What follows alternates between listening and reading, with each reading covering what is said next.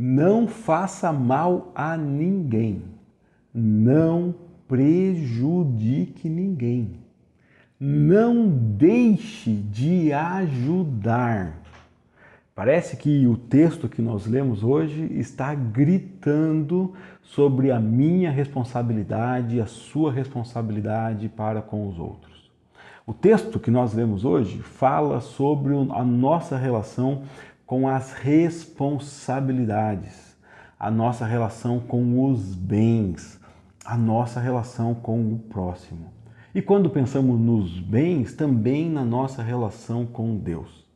O texto a que eu me refiro é o texto do Êxodo, capítulo 21, a partir do versículo 22, até o capítulo 23, versículo 13, o texto que a Bíblia 365 separou, organizou para lermos no dia 5 de fevereiro, um dia que ficou para mim marcado, e eu acredito que para toda a minha vida eu vou me lembrar do 5 de fevereiro, dessa leitura, desse vídeo. Porque quem leu esse texto para mim hoje foi a minha filha, Lana. E se você já leu esse texto, ou se você ainda vai ler, você vai perceber que é um código de lei para esse povo que acabou de sair do Egito, que recebeu os 10 mandamentos e que vem recebendo orientações de Deus. Um código de lei de como viver, como organizar suas posses, seus bens, suas responsabilidades. Então começa a falar que caso um boi seja de uma pessoa e esse boi saia e mate outra pessoa, como será a responsabilidade, né? Minha filha ficou muito impressionada. Ela começou a ler, já começou ali, olho por olho, dente por dente, mão por mão, pé por pé, cabeça por cabeça, ferida por ferida, contusão por contusão. O que é isso, pai? Uma mulher grávida, se na briga de dois ferirem ela, qual vai ser a responsabilidade?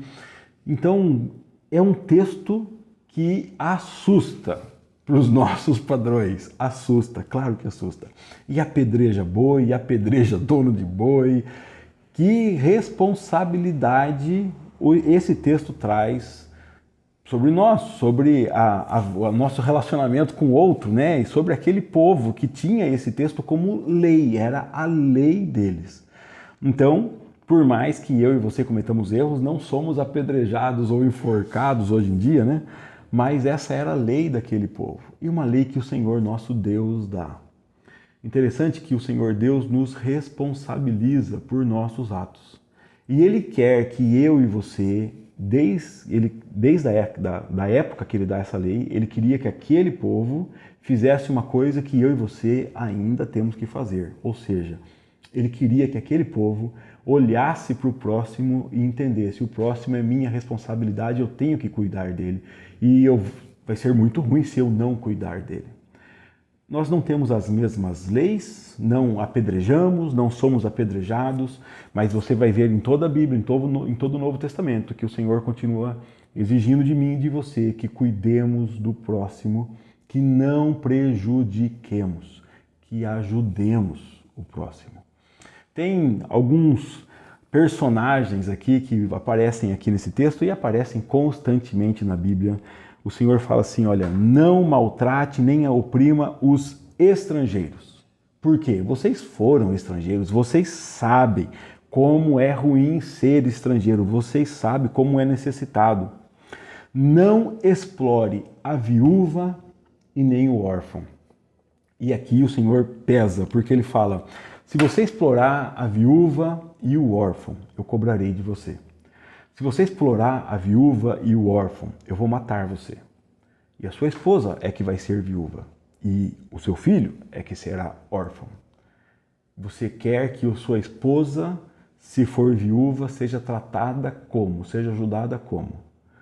Você quer que o seu filho, se ficar órfão, seja tratado como? E com isso ele faz com que seu povo pense o seguinte: eu tenho que amar meu próximo como a mim mesmo.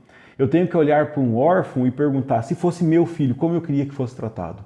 Eu tenho que olhar para uma viúva e perguntar, se fosse minha esposa, como eu queria que fosse tratada? Se ela é mais idosa, se fosse minha mãe, como eu queria que fosse tratada?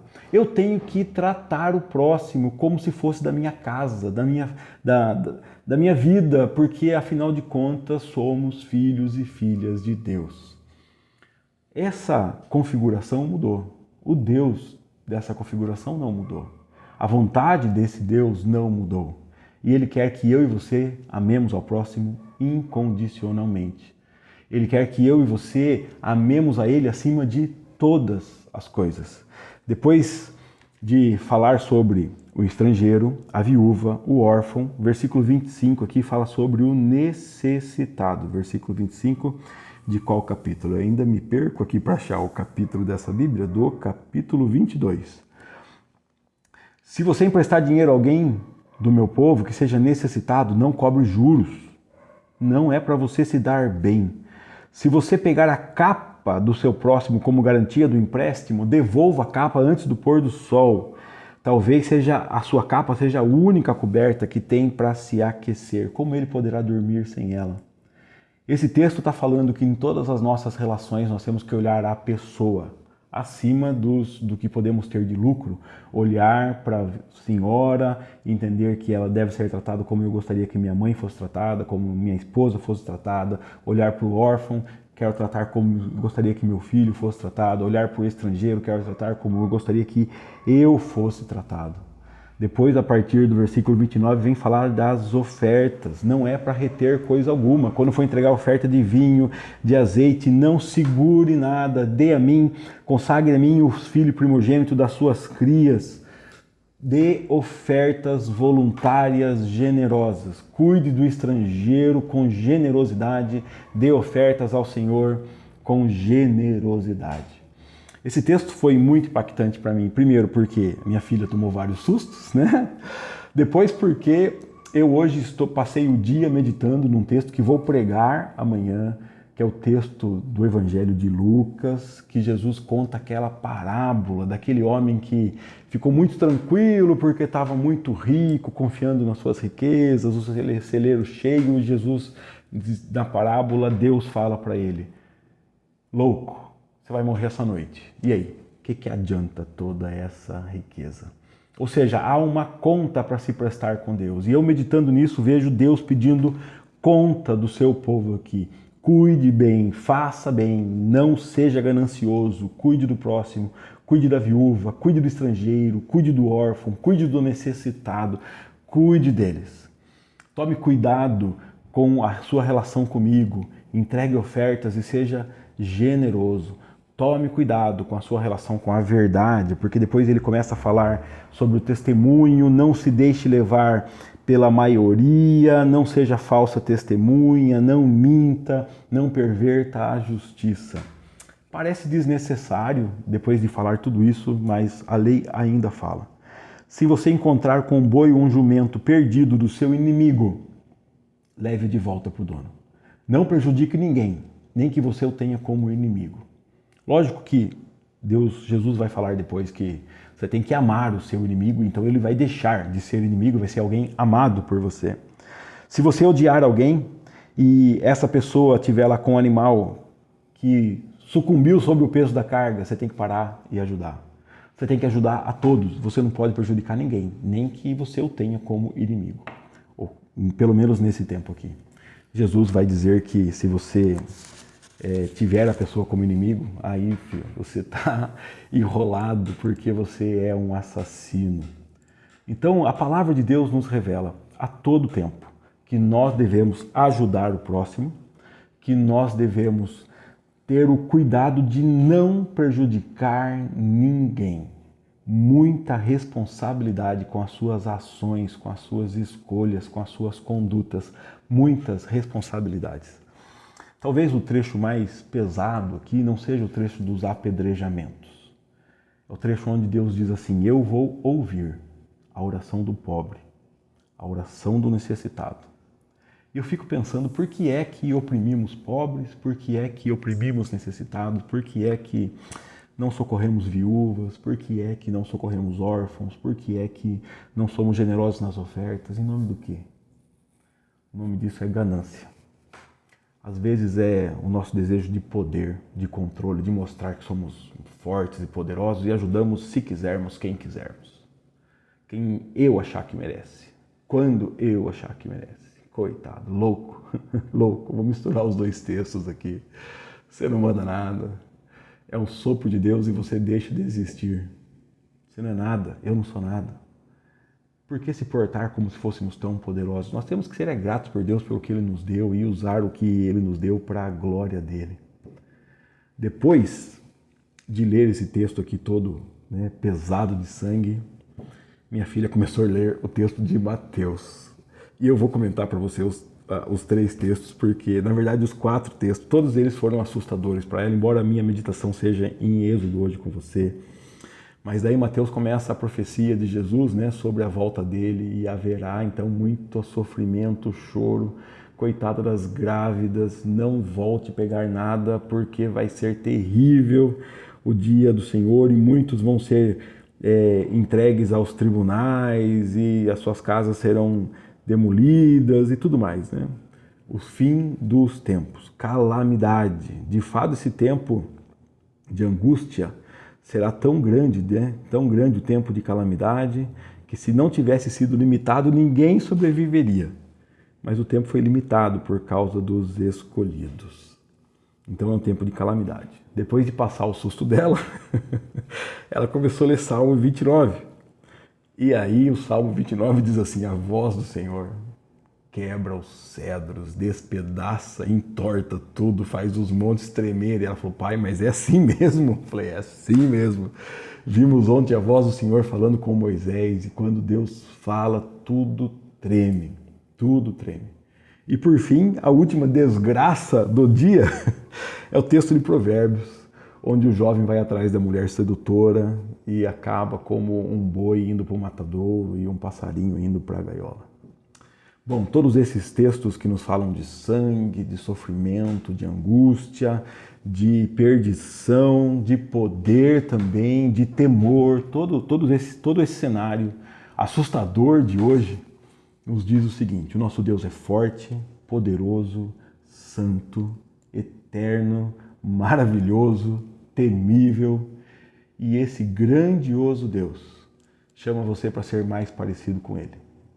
E daí você tem que confiar nele, andar olhando para ele, não andar com ganância, não cuidar apenas da sua própria vida, ajudar o próximo, cuidar do necessitado, cuidar da viúva, tomar cuidado com as suas ações para jamais fazer injustiça, nem que isso custe para você, nem que isso custe para o seu orgulho, nem que isso custe para o seu bolso. Seja generoso. Ame as pessoas, valorize-a mais que os bens, não vise lucro, não viva para isso, viva para Deus, viva pelo amor ao próximo, viva pelas coisas que valem a pena, porque todos esses textos mostram que haverá um dia do juízo e que você não quer ser analisado e encontrado em falta, você não quer que os seus pecados sejam contabilizados. Então viva como Cristo, viva a vida de Cristo, porque Cristo é a nossa única salvação. A única forma de cumprir o que essa lei diz é seguindo a Cristo, porque Ele cumpriu. E aí nós viveremos de uma forma mais parecida com Ele e a amaremos. A única forma de não temer o grande e terrível dia do Senhor é tendo a vida de Cristo. A única forma de não tremer diante da voz do Senhor é se Cristo fez dele seu Pai. A forma de fugir do seu coração malicioso e não cair nas armadilhas, no laço do passarinheiro, é justamente com essa nova vida de Cristo. Então tome cuidado com as suas ações, tome cuidado com o que você faz, tome cuidado com o que você fala, seja responsável, siga Cristo e tudo vai dar certo. Deus abençoe você. Até amanhã. Com menos sangue, espero eu. Até amanhã, se Deus quiser. Ô, minha fofinha. Vem aqui, vem aqui, vem aqui, vem aqui, vem aqui. Eu sei que você tá com a coisa. Vem aqui, ó. Você tá com a laranja. Você tá com a faca que você vai comer laranja, ó. Vai comer laranja com a Olha, faca. com a faca. E tá com o pote que vai colocar a casca da laranja. E tá aqui a minha gatinha, que hoje leu pra mim o texto da Bíblia. E o fevereiro, dia 5 de fevereiro, é um dia de muito amor, não é? É? Não, Não? não. É um dia do quê? É muita leis e muita matança. Carnificina, você falou. Muita carnificina e muitas leis que falam. Muitas leis, muitas leis. Ela ficou assustada com o 5 de fevereiro, hein? 5 de fevereiro é pra acabar. É. Como é que fala? Olho? Olho por olho, cabeça por cabeça, pé por pé, ferida por ferida e contusão por contusão. É muita coisa. Deus me livre. Melhor que ler o que Jesus fala, que É mais fácil. ele nos ama, que Com dá... amor para todas as pessoas. Baixa aqui que não vai aparecer esse olhão. Que ele nos ama, que ele nos dá a graça dele, vida dele, porque se nós tivéssemos que pagar os nossos pecados, tava enrolado, hein? Tava mesmo? Tava mesmo. E quanto boi? Nossa, um jumento, ovelha. Ovelha, jumento, boi, e mata esse, mata aquele. Né? É, tem muito mesmo. Eu não vou poder conversar com você porque o Thor não vai deixar. Olha lá, eu ele tá sei. com ciúme lá. É uma ciumeira aqui, viu? Tchau pra galera aqui. Tchau.